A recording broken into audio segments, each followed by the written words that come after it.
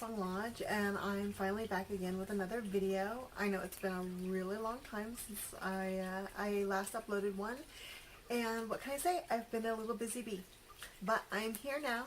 And something that I wanted to talk about today is why we have this fascination in the New Age spiritual pagan community with focusing on traditions and practices and beliefs that are old or ancient, mostly that are ancient, that people have this seeming aversion to techniques or information or knowledge that is new, that isn't backed up with centuries and centuries of practice, and in the same breath people validate any kind of weird nonsense that they want to come up with or try to sell people on by saying that it belongs to some kind of ancient tradition, usually Asian traditions, when it really, really doesn't. And so, to me, I find that really frustrating. And we see this with a couple different things. So, the one topic that I wanted to discuss was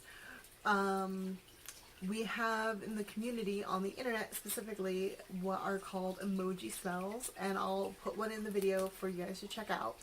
And these are created where we use emojis the same way that we would use a rune or a sigil, by putting the symbols of the emojis together to create symbol language to help manifest or create an effect that we want to bring about. And the idea is that by sharing or bringing attention or otherwise getting energy put into this emoji sequence that we create, we are helping to empower the spell or intention that we've designed the spell around. And that's how the spell is created, by having all this energy poured into it. So you create emoji spell, a sequence of emojis, and like you send it to your friend or you tweet it out on Twitter, and everyone who likes it or retweets it, or everyone who sees it and puts their attention on it, applies their energy to your emoji spell that you created and helps empower it to coming true or making it stronger or whatever that intention for that spell is. This is a pretty new spell type, right? It's built on the language of old spells that we created, but it is pretty new and innovative. We have the element of sharing it around, charging it with, shares and retweets, etc., and the using of the emojis itself. The emojis are usually used in a way that runes and sigils aren't. Usually runes are used as a one-off by itself, and the same with sigils, instead of like in a sequence with an opening and closing. So that's a pretty modern spell casting tradition. And so there's a lot of debate in the community about whether or not it's even a valid magical practice, because it's new and it doesn't have all this history behind it. And can spells even work over the internet that way? And then on the other hand,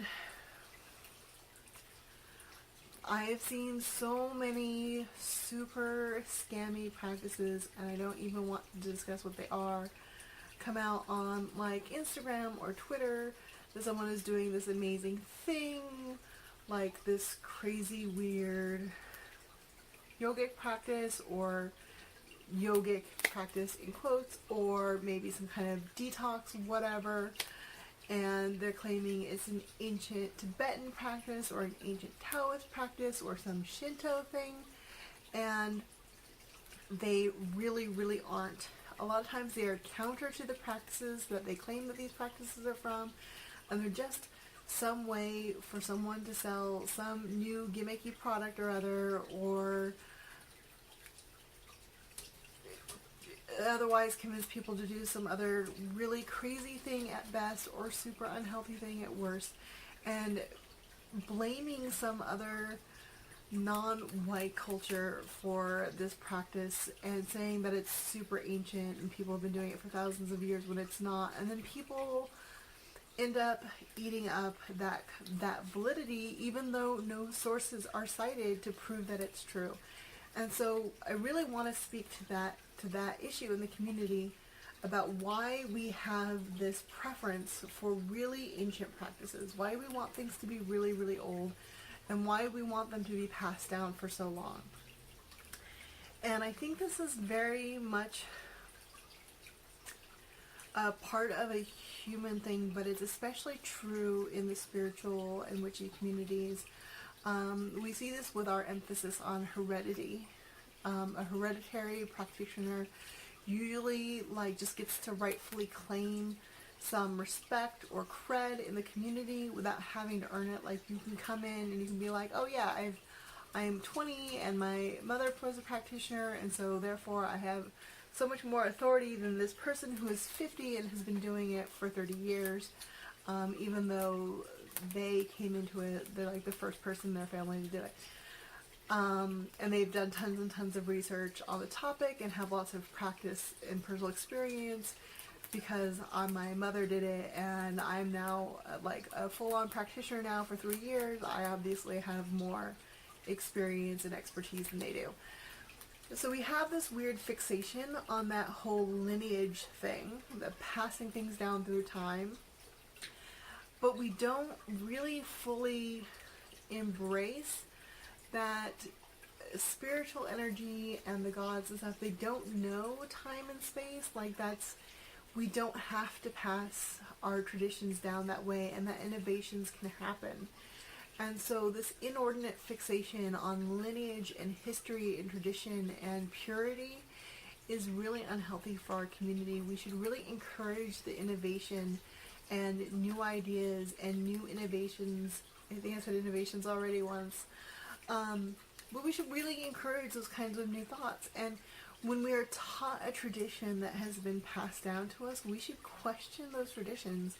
Like, just because something has been done some way ever, for the last 200 years, doesn't mean that was the best way to do something. There could be a much better way to do it.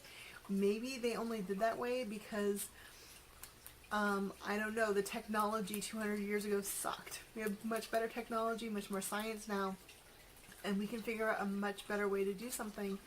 So the method that you would figure out now would be way better, more efficient, and more effective than something that's been practiced for 200 years. But we, for our very, very human psychological reasons, are favoring that 200-year practice over something more innovative that could be a lot more effective without giving it hardly a chance. And that is something that is really, really frustrating. It's kind of like, not trusting any of the modern tech that we have just because it hasn't been around for hundreds and hundreds of years. So I just wanted to do a quick video and talk about that little thought or idea that occurred to me yesterday because of something that I saw on the internet, like it usually does. And so I hope that at least plants some seeds for thoughts and gives you something new to think about the next however long you decide to think about it. This is Nathar at CrowSong Lodge. I'm signing off. Talk to you guys later.